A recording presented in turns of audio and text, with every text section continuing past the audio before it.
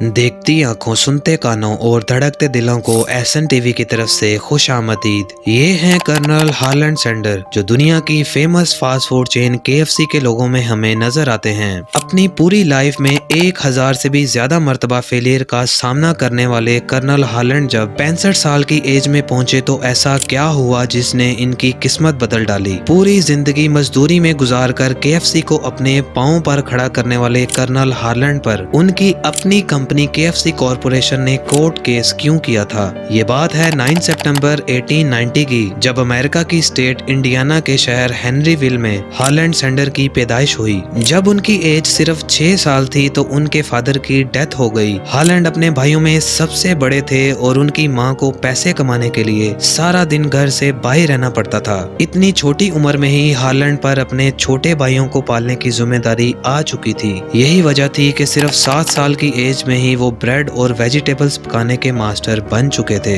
Harland जब 10 साल के हुए तो उनकी मां की सैलरी से घर का गुजारा बहुत मुश्किल हो गया। यही वो दिन था जब हार्लैंड ने अपनी लाइफ की पहली जॉब स्टार्ट की और वो थी फार्म पर जानवरों को चारा डालना। हार्लैंड जब अपनी एज के बच्चों को खेलता हुआ देखता तो उसका दिल काम पर नहीं लगता था, जिसकी वजह से उसको अपनी पहली जॉब से निकाल दिया गया। जब हार्लैंड 12 साल का हुआ तो उसकी मां ने दूसरी शादी कर ली। हार्लैंड के सौतेले बाप को बच्चों का अपनी मां के पास रहना बिल्कुल भी पसंद नहीं था। आए दिन घर में झगड़े होते रहते और यहीं से आगाज हुआ हार्लैंड की एक और मुश्किल का। जी हाँ, हार्लैंड को अपनी मां से दूर कर दिया गया और वो अपने छोटे भाइयों के साथ एक रिश्तेदार के पास रहने लगा। हार्लैंड करता भी तो क्या करता, अपने भाइयों को पालने के लिए उसने फिर से फार्म पर नौकरी शुरू कर दी। इस वक्त हार्लैंड की एज सिर्फ 13 साल थी। वो सुबह 6 बजे फार्म पर चारा डालने जाता, वापिस आकर अपने स्कूल की तैयारी करता और शाम को फिर से पार्ट टाइम नौकरी करता। एक इंटरव्यू में हार्लैंड का कहना था कि इतने टाइट शेड्यूल की वजह से वो अपनी पढ़ाई पर ठीक से फोकस नहीं कर पा रहे थे।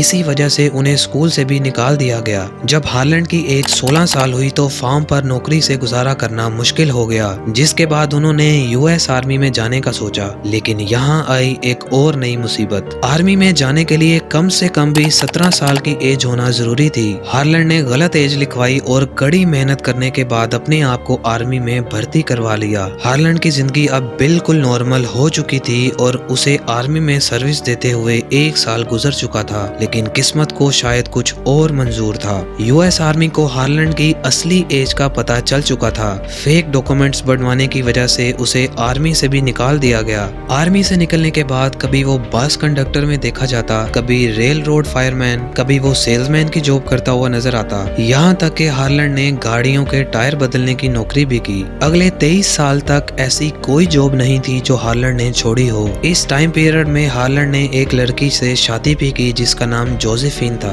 हालात ऐसे बन चुके थे कि कभी हार्लैंड को जॉब से निकाल दिया जाता तो कहीं वो खुद जॉब छोड़ देता। इन हालात का असर अब हार्लैंड की शादीशुदा लाइफ पर भी होने लगा और एक दिन तंग आकर जोसेफिन भी हार्लैंड को छोड़कर चली गई। 1924 में हार्लैंड की मुलाकात केंटकी ऑयल एंड गैस के जनरल मैनेजर से हुई। उसने हार्लैंड को एक गैस स्टेशन चलाने की ऑफर दी। इस वक्त उसकी एज 34 ईयर थी और करने को उसके पास कुछ भी नहीं था। हालात की वजह से हार्लैंड ने ये ऑफर फौरन एक्सेप्ट कर ली। शुरू के दिनों में गैस स्टेशन की सेल बहुत डाउन थी, लेकिन आने वाले कस्टमर्स को हार्लैंड ने एक्स्ट्रा केयर और सर्विसेज दी, जिसकी वजह से गैस स्टेशन की सेल देखते ही देखते 3 गुना बढ़ गई। हालात कुछ बेहतर होने अभी शुरू ही हुए थे कि हार्लैंड की खुशियों को एक बार फिर से किसी की नजर लग गई। 1929 में पूरी दुनिया पर बहुत बड़ा इकोनॉमिक डिप्रेशन आया, जिसने अमेरिका को भी अपनी लपेट में ले लिया, जिसकी वजह से हार्लैंड के गैस स्टेशन की सेल इतनी ज्यादा कम हो गई कि केंटकी ऑयल कंपनी ने ये स्टेशन वापस ले लिया। हार्लैंड अब 40 साल का हो चुका था और उसे अपनी लाइफ खत्म होती नजर आ रही थी। लेकिन यहाँ एंट्री हुई शेल कंपनी की, जिसने हार्लैंड का एक्सपीरियंस देकर उसे एक बार फिर से गैस स्टेशन चलाने की ऑफर दी, जिसे हार्लैंड ने फौरन कबूल कर ली।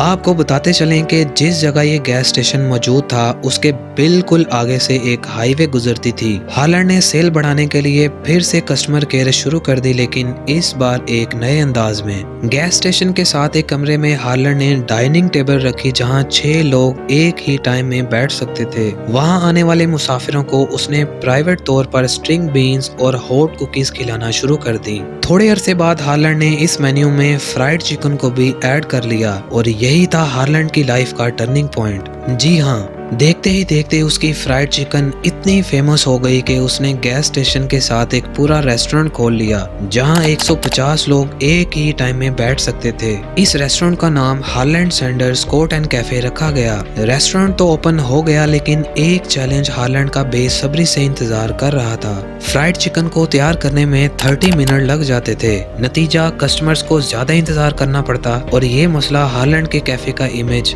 हर गुजरते दिन खराब करता जा रहा था। काफी सोच विचार करने के बाद जो चिकन पैन में फ्राई किया जाता, हार्लैंड ने उसी चिकन को प्रेशर कुकर में फ्राई करने का फैसला किया। हैरत अंगेज तौर पर यह ट्रिक काम कर गई और 30 मिनट्स में पकने वाली चिकन अब सिर्फ 8 मिनट में तैयार होने लगी। हर गुजरते दिन फ्राइड चिकन को हार्लैंड इम्प्रूव करता रहा, लेकिन बदकिस्मती हार्लैंड का पीछा छोड़ने को बिल्कुल भी तैयार नहीं थी। ये 1939 था और वर्ल्ड वार 2 ने पूरी दुनिया की इकोनॉमी को स्टैग्नेंट कर दिया। जंग का खौफ इतना ज्यादा था कि लोगों ने अपने घरों से बाहर निकलना ही छोड़ दिया। अगले 3 साल तक हार्लैंड ने बहुत मुश्किल से सरवाइव किया, लेकिन 1942 में जब वो 52 इयर्स के थे तो मजबूरन उन्हें अपना कैफे बंद करना पड़ा। 1945 में जब वर्ल्ड वार 2 खत्म हुई तो हार्लैंड ने फिर से रेस्टोरेंट खोलने का फैसला किया, लेकिन इस बार उनके पास इसे खोलने के पैसे नहीं थे। इसी वजह से वो अपने एक दोस्त के साथ मिलकर केंटकी के शहर जॉर्ज टाउन के हाईवे पर एक बार फिर से रेस्टोरेंट खोलते हैं। अगले 4 सालों में हार्लैंड ने इस रेस्टोरेंट से इतनी ज्यादा तरक्की कर ली कि 1949 में केंटकी के गवर्नर ने उनको कर्नल के एजाज से नवाजा।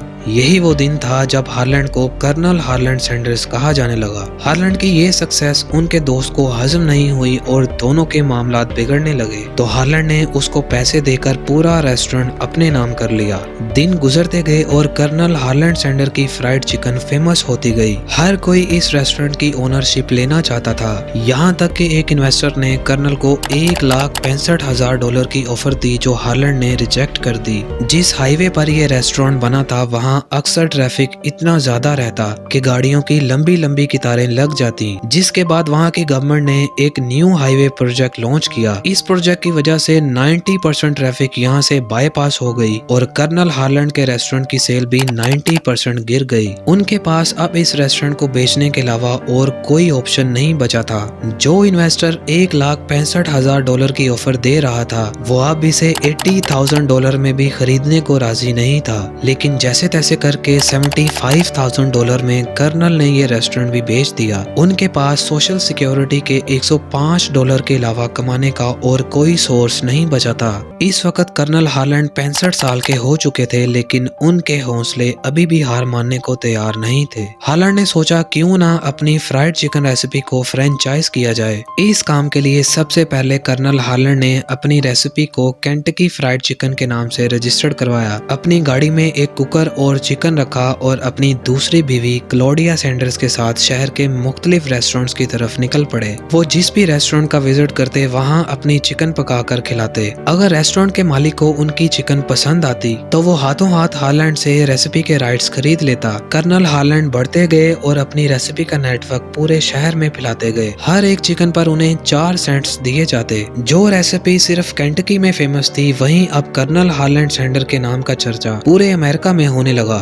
8 साल की मेहनत के बाद यानी 73 इयर्स की एज में कर्नल हार्लैंड 600 से भी ज्यादा रेस्टोरेंट को अपनी रेसिपी दे चुके थे। कर्नल हार्लैंड की एज अब बहुत ज्यादा हो चुकी थी और सब कुछ मैनेज करना उनके लिए पॉसिबल नहीं था। इसीलिए 1964 में कर्नल हार्लैंड ने KFC कॉर्पोरेशन $1605 मिलियन में केंटकी के एक बिजनेसमैन को सेल कर दी, जो आज के एस्टीमेट के मुताबिक 4 अरब 43 करोड़ 77 लाख रुपए बनते हैं। इस डील की एक खास बात ये थी कि KFC के लोगों में कर्नल हार्लैंड सैंडर की तस्वीर हमेशा रहेगी। KFC चलाएगा कोई और, लेकिन फेस हमेशा कर्नल हार्लैंड सैंडर का ही रहेगा। डील में ये भी तय पाया कि अगर किसी टीवी चैनल को इंटरव्यू लेना होगा तो KFC की तरफ से कर्नल हार्लैंड सैंडर ही जाया करेंगे। इसके अलावा KFC कर्नल हार्लैंड सैंडर को $6,250 मंथली भी दिया करेगा। आपको ये भी बताते चलें कि जिस कंपनी ने KFC को खरीदा, उन्होंने बाद में रेसिपी रेसिपी को चेंज भी किया, जिस पर कर्नल हालैंड सेंडर ने उन पर कोर्ट केस कर दिया। कर्नल का मानना था कि जो रेसिपी मैंने बनाई ही नहीं उस पर मेरी फोटो लगाकर क्यों बेचा जा रहा है। जब कोई बात ना बनी तो गुस्से में आकर कर्नल हालैंड ने शेल्बीविल में अपनी बीवी क्लोडिया सेंडर के नाम से एक रेस्टोरेंट खोला, जहां पर ओरिजिनल केएफसी का चिकन मेन्यू रखा गया। लेकिन ये बात उनकी अपनी बनाई हुई केएफसी कॉरपोरेशन को बिल्कुल भी अच्छी नहीं लगी और उन्होंने उल्टा कर्नल हालैंड पर कोर्ट केस कर दिया। कर्नल हालैंड अपने इल्जामात कोर्ट में साबित ना कर सके और मजबूरन उन्हें अपना रेस्टोरेंट बंद करना पड़ा। 16 दिसंबर 1980 ये वो दिन था जब 90 साल की एज में कर्नल हालैंड सेंडर की मुश्किल तरीन जिंदगी पर फुल स्टॉप लग गया और वो इस दुनिया को छोड़कर चले गए। उम्मीद है मेरी बाकी वीडियोस की तरह आप इसे भी लाइक और शेयर करेंगे। मिलते हैं एक नई शानदार वीडियो में।